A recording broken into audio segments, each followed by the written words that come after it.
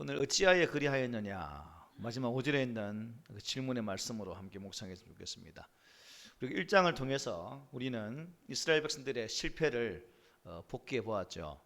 그것은 이스라엘의 각 지파들이 가나안 땅에 들어가서 참 그 땅을 점령하긴 했지만 그 땅에 사는 그 주민들을 완전히 쫓아내지는 못했다는 것이 우리가 1장의 주요 내용들이었습니다.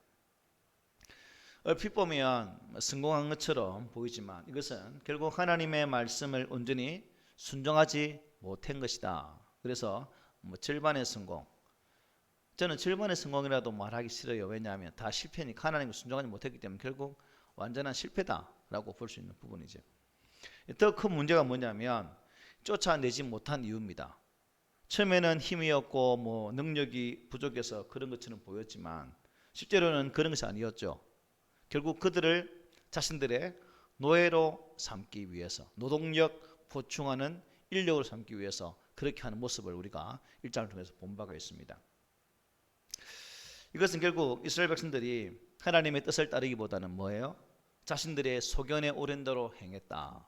오늘도 우리도 그렇잖아요. 내 생각, 내 방법, 내가 계획한 것, 그것이 중심이 되고 하나님의 뜻보다는 그게 우선이 되어서 그냥 my way, 내 길을 내가 아른다라는 의미로 우리가 많이 살고 있습니다.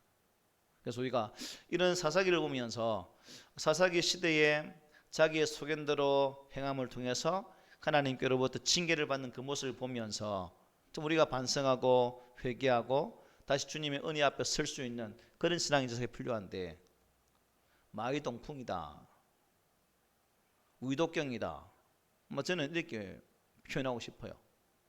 오늘 우리 교회 성도들 듣는지 아닌지 모르겠지만 소기의 경읽기, 목사가 소기의 경읽기를 하고 있는 그 같은 그런 심정이 강합니다. 어쨌든 우리가 이러한 잘못된 행동을 하나님은 교정하기를 원한다는 게, 바꾸기를 원한다는 게, 하나님 계속적으로 말씀을 주시면서 이스라엘 백성들에게 오늘 이 시대 우리 성도들에게 말씀을 주시고 그 말씀이 우리의 마음에 깨달은 바 되어서 그 말씀으로 우리의 삶의 자세가 바뀌기를 원하는데 이스라엘 백성이나 우리나 그야말로 고집불통이더라 하는 것입니다. 자, 오늘 본문 참 이렇게 교정하기를 원했지만 교정이 안 되는 그 모습을 보면서 오늘 본문으로 한번 들어가 보겠습니다. 오늘 본문은 하나님께서 이 그들의 불신앙과 잘못된 행동을 책망하시고 바로 잡으시려고 하는 그런 내용이 기록되어 있습니다. 우리 방금 읽었던 1절에 보면 이렇게 말씀하죠. 여호와의 사자가 길갈에서부터 복임으로 올라와 말하되 내가 너희를 애굽에서 올라오게 하여 내가 너희의 조상들에게 맹세한 땅으로 들어가게 하였으며 또 내가 이르기를 내가 너희와 함께한 언약을 영원히 어기지 아니하리니 라고 말씀합니다. 하나님은 당신의 사자를 보내셨습니다. 그런데 여기 보니까 어디에서부터 어디로 보냈다고 하면서 길갈에서부터 복임으로 올라왔다라고 말씀하죠. 여호와의 사자의 이동 경로가 자세하게 이렇게 기록되어 있습니다. 보통 성경은 그냥 여호와의 사자가 이르되 하고 끝나는데 오늘 본문은 어디에서부터 어디로 와서 이렇게 말씀한다라고 자세하게 여호와의 사자의 이동 경로를 우리에게 말씀해줘요.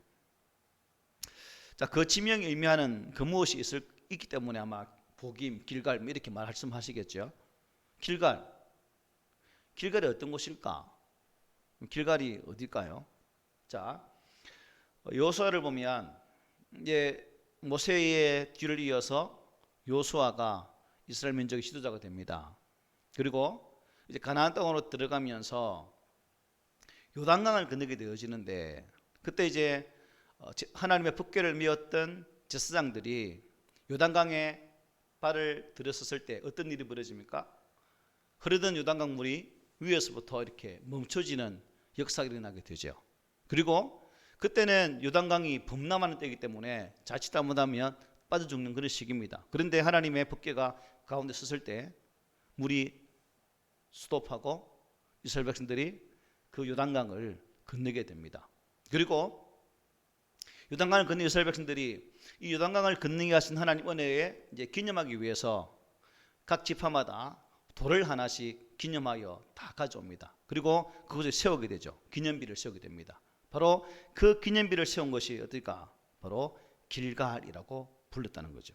그것이 여호수아 5장 9절의 말씀이에요. 여호와께서 여호수아에게 이르시되 내가 오늘 애굽의 수치를 너희에게서 떠나게 하였다 하였으므로 그곳 이름을 오늘까지 길갈이라 하니라. 그리고 이 길갈에서 하나님은 이스라엘 백성들에게 이제 할례를 행하게 됩니다. 할례는 선민의 택한 하나의 표시죠. 우리는 하나님의 백성이라는 표시인데 그동안 광야 40년 생활 동안 이스라엘 백성들 할례 의식을 행하지 못했던 거예요.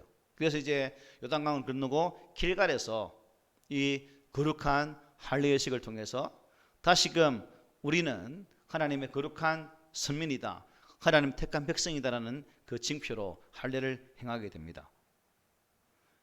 결국 이것을 통해서 그들이 할례를 행한다는 것은 하나님께서 그들을 약속하셨던 언약을 다시금 기억하고 하나님 저희가 하나님의 약속받은 백성으로서의 삶을 살겠습니다라는 그러한 헌신의 다짐이기도 하다는 거죠.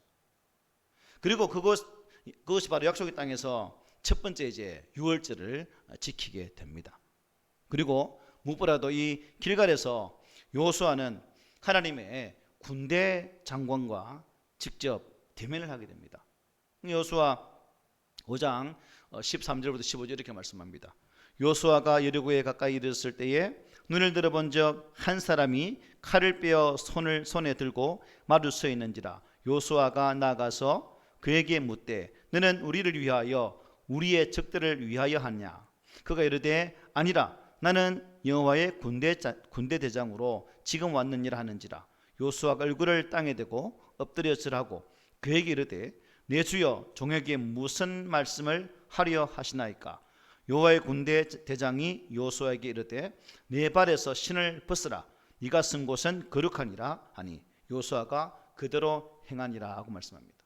여기 보니까 하나님께서 군대 장관, 군대 대장의 모습으로 여호수아를 만나 주신 것을 이렇게 말씀하고 있죠. 결국 하나님이 여호와의 군대 대장으로 여호수아를 만난 것은 무슨 의미일까요?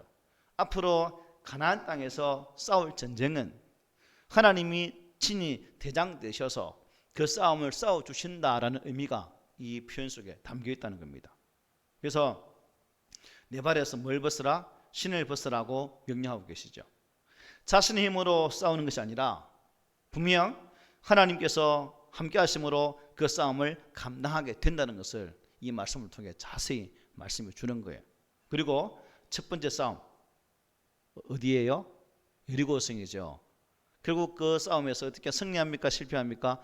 큰 승리를 하게 되는 모습을 우리 여호수아를 통해서 다시 볼 수가 있습니다. 이처럼 길갈은 하나님과 이스라엘 사이에 수많은 약속이 맺어진 아주 특별한 땅이다라고 볼 수 있는 거죠. 그런데 그 길갈로부터 하나님의 사자가 복임으로 올라왔다 말씀하고 있죠. 복임이 어디인지는 정확히 알 수는 없습니다. 복임이라는 지명은 성경 다른 곳에도 나타나질 않아요. 그런데 오늘 본문 4절 5절에 보면 그 지명의 의미를 알 수가 있어요. 이렇게 말합니다. 여호와의 사자가 이스라엘 모든 자손에게 이 말씀을 이르매 백성의 소리를 높여 운지라. 그러므로 그곳을 이름하여 다 같이 시작.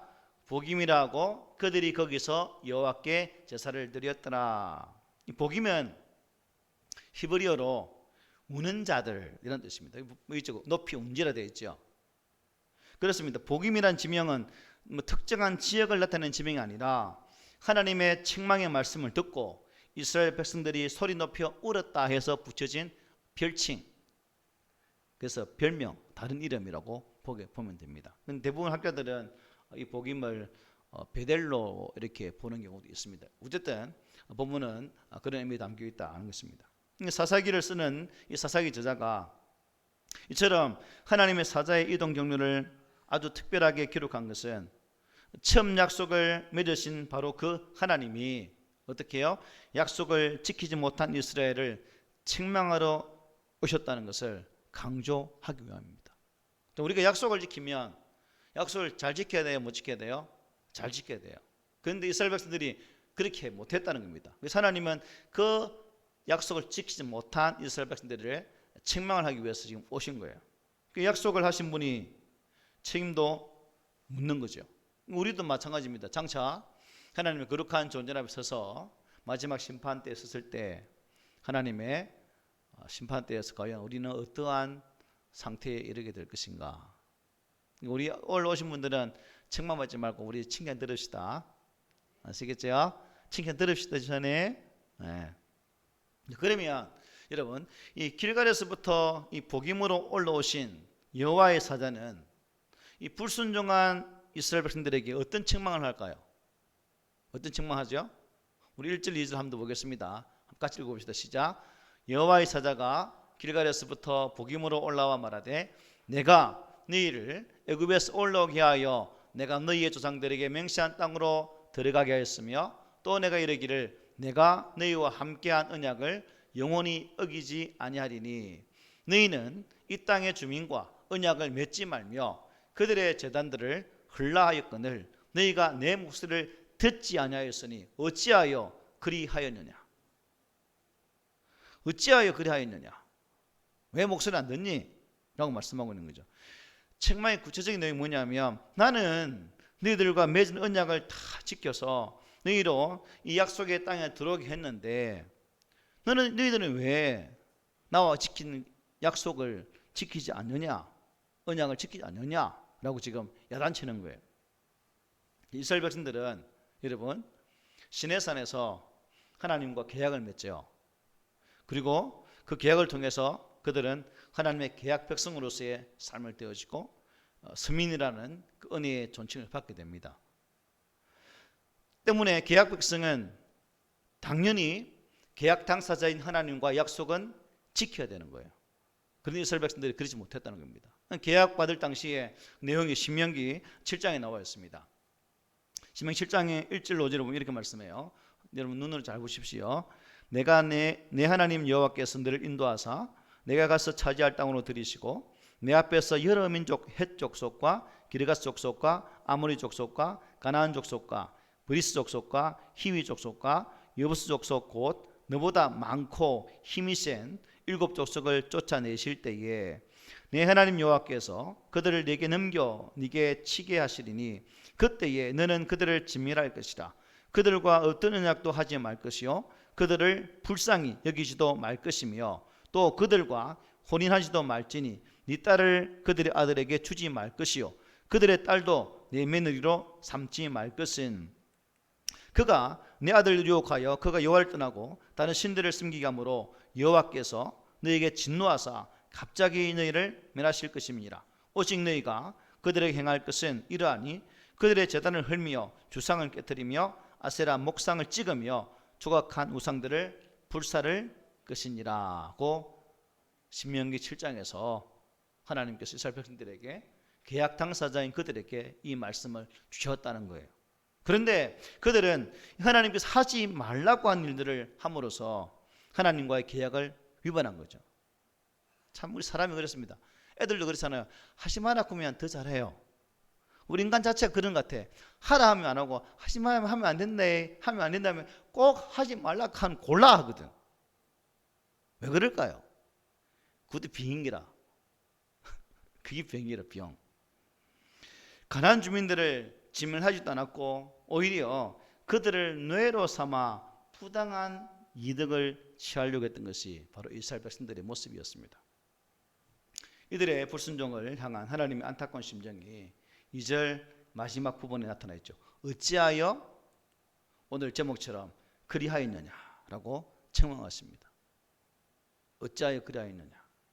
하나님께서 정말 섭섭한 그 마음을 숨기지 않으시고 어찌하여 네가 그리했니? 라고 지금 말씀하고 있는 거예요.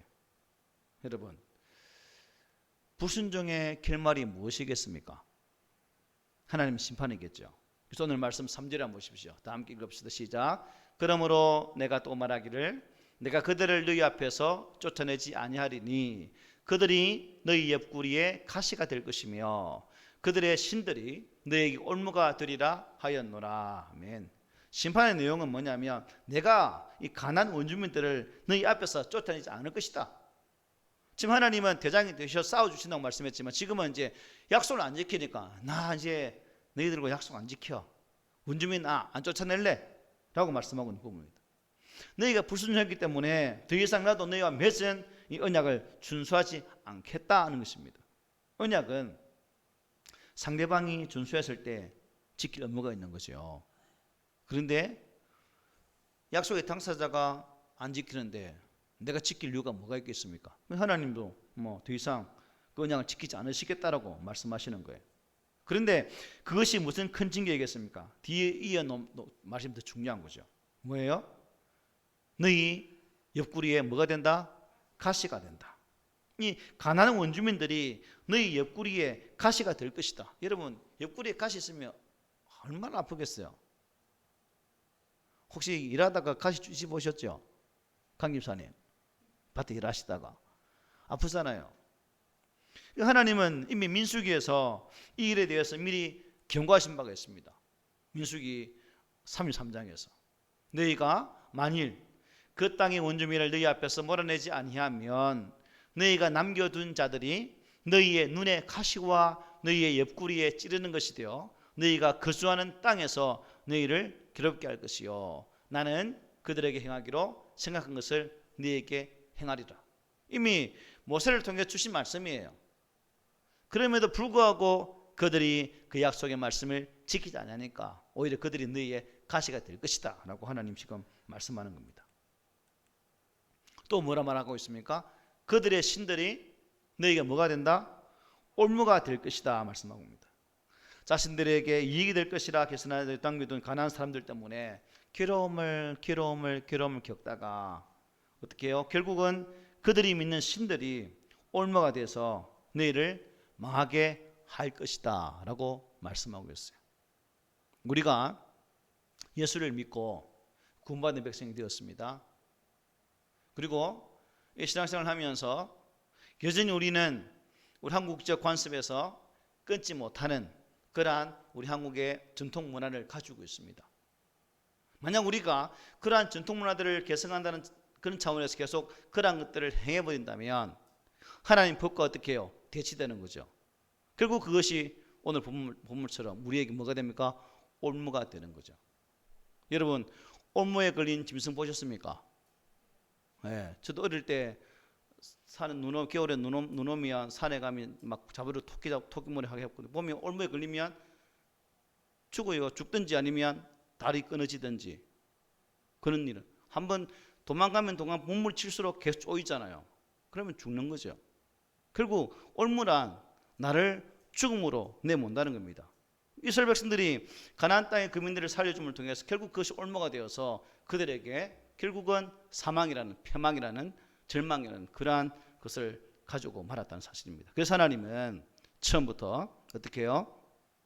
걸리면 죽으니까 아예 그런 위험성을 없애기 위해서 그들을 어떻게 말하라고 했죠? 진멸하라고 말씀하셨다는 거예요. 하나님에 대해서 우리는 또 이 부분에서 오해하는 부분이 많습니다. 하나님은 가나안 땅 이 사람들을 참 싫어하시나 보다라고 오해를 할 수 있습니다. 즉 하나님은 인간에 대한 편견을 가진 분인가? 라고 오해하는 부분이 있다는 거죠. 절대 그런 부분은 아니죠. 하나님이 위하시는 것은 그 가나안 땅 사람들이 아니라 뭐예요? 그들이 섬겼던 우상이에요. 우상. 실제로 보십시오. 여리고성을 점령할 때에 여리고성을 정복할 수 있도록 도운 자가 누굽니까? 라합 아닙니까?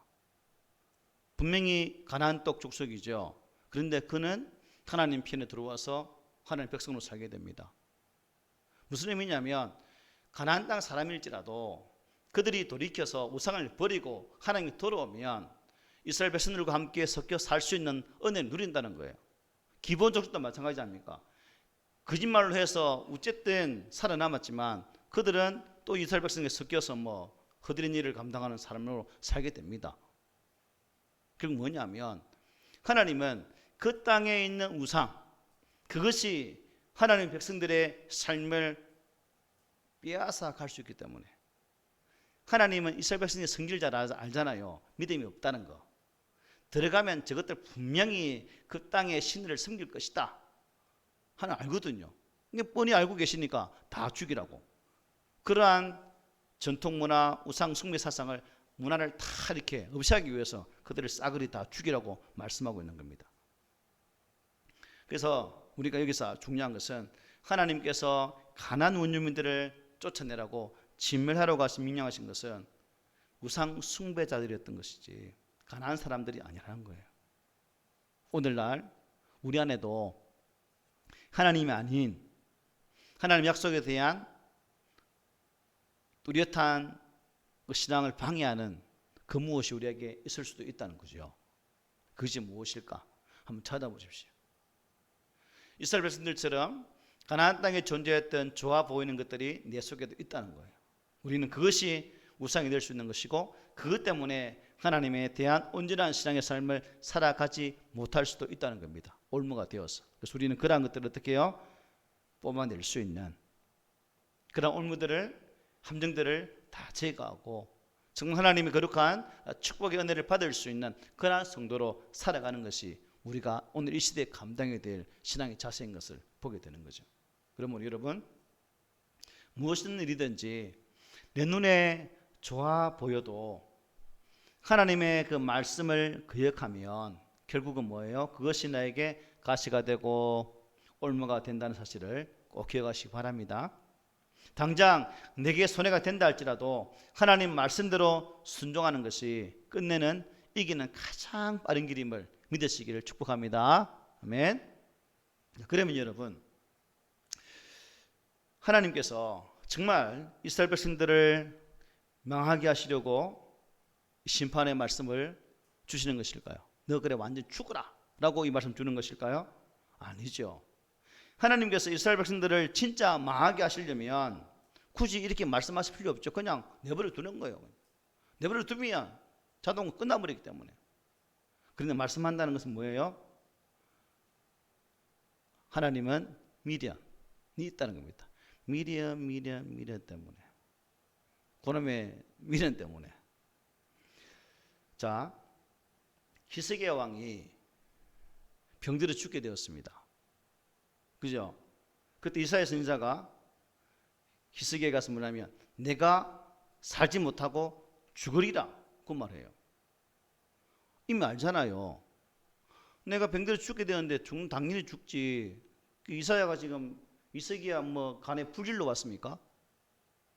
그래 니 잘 죽어라 이렇게 말하러 온 거예요. 왜 그 말 줬을까요?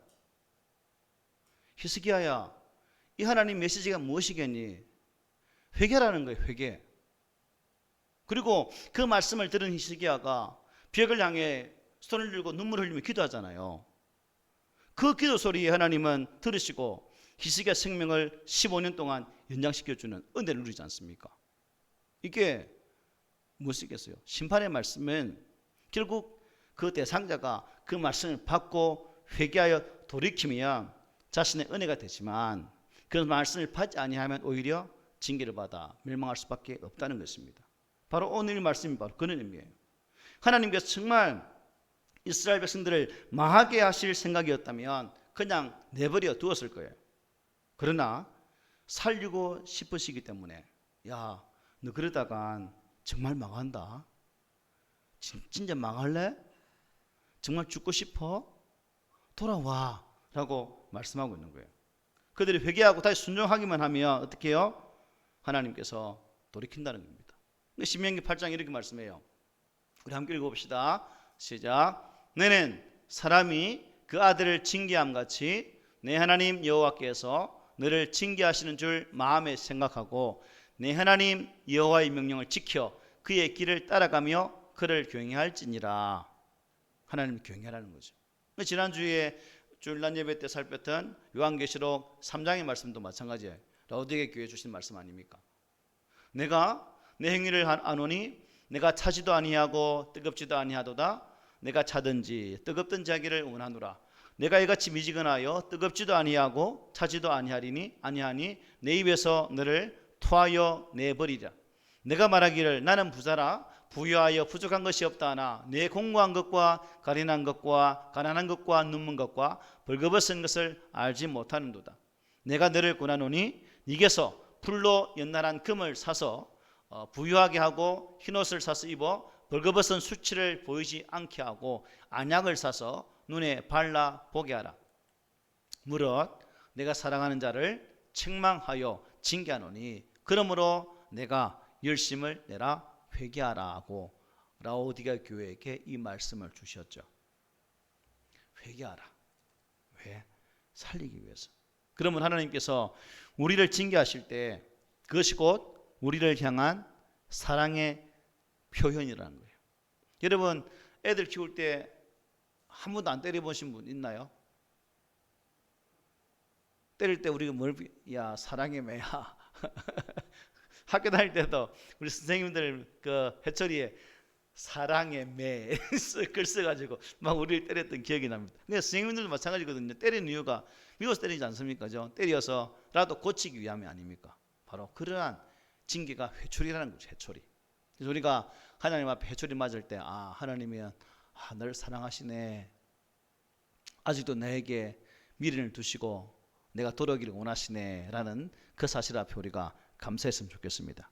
자, 그 말씀 앞에 여러분 이러한 3절의 말씀 앞에서 이스라엘 백성들이 보이는 반응이 어떤 반응을 보였을까요? 오늘 4절 5절이죠. 여호와의 사자가 이스라엘 모든 자손에게 이 말씀을 이르매 백성이 어떻게 했단 말입니까? 소리를 높여 운지라. 그러므로 그곳을 이름하여 복임이라 하고 그들이 거기서 여호와께 제사를 드렸더라. 심판의 메시지를 들은 이스라엘 백성들은 소리를 높여 울었다라고 말해요. 우리도 울어볼까요? 회개하면서 울어볼까요? 오늘 아침에 우리 서준이가 새벽기도로 왔더라고요. 제가 준이에게 그냥 기도하라 말하지 않았습니다. 준아, 회개부터 하고 기도해라 말했어요. 네가 하나님 앞에 회개할 것이 뭔가 한번 살펴보고 그 다음에 엄마를 위해 기도해라 이렇게 말했거든요. 이스라엘 백성들이 울었다. 그래서 그곳 이름을 뭐예요? 복임, 우는 자들이란 뜻이 담겨 있다는 겁니다. 울었다는 것은 회개를 의미합니다. 그들의 잘못을 솔직히 인정하고 하나님 앞에 통해 자복했다는 거예요. 또 그들은 울기만 하지 않았습니다. 뭐 했습니까? 여호와께 뭐 했다? 제사를 드렸다라고 합니다. 하나님께 그동안 지은 죄를 용서를 구하는 속죄제와 헌신을 다짐하는 번제를 드렸다는 의미입니다. 그런데 여러분, 여기 안타까운 것은 그들의 이러한 회개가 구체적인 삶으로까지 이어지지 못했고 그냥 감정적인 마음의 감동으로만 남았지 삶으로는 전혀 이어지지 못하는 그러한 결과를 낳고 말았다는 겁니다. 즉 변화된 삶을 살지 않았다는 거예요. 변화된 삶을 살지 않았다. 우리 설교 들을 때 아멘 하잖아요. 아멘 하면 뭐합니까? 그게 삶의 자리에서 아멘이 안 되는데. 안 그래요, 유영계 집사님? 맞죠? 진정을 회개했다면 그들이 노역을 시키고 있던 그 가나안 주민이 어떻게 됩니까? 쫓아내야 되겠죠. 죽이든지.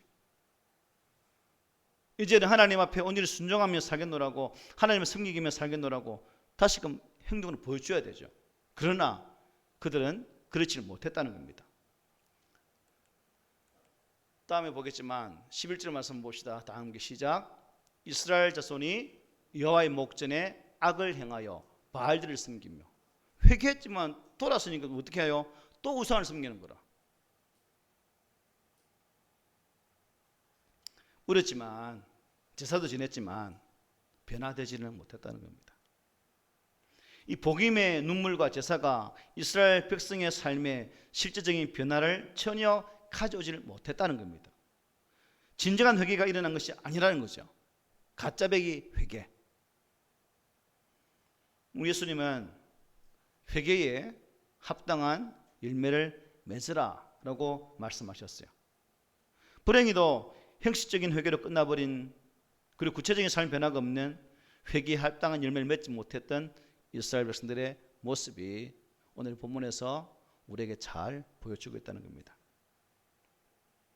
어찌 그리하였느냐? 여러분, 오늘 우리는 이 어찌 그리하였느냐 라는 이 말씀에서 어떤 교훈을 찾아야 될까? 우리가 하나님 말씀에 불순종할 때 그것은 그것으로 끝나지가 않는다는 거예요.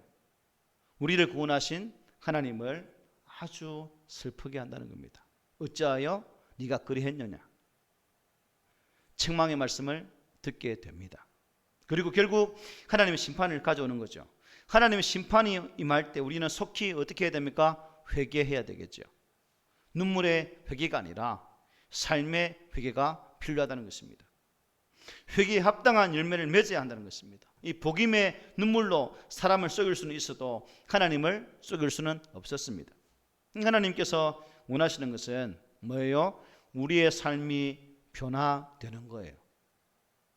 회개했으면 회개한 대로 살아야 되고, 기도했다면 기도한 대로 살아가기 위해서 발버둥을 쳐야 된다는 것입니다. 그것이 하나님을 기쁘시게 하는 우리의 삶의 자세입니다.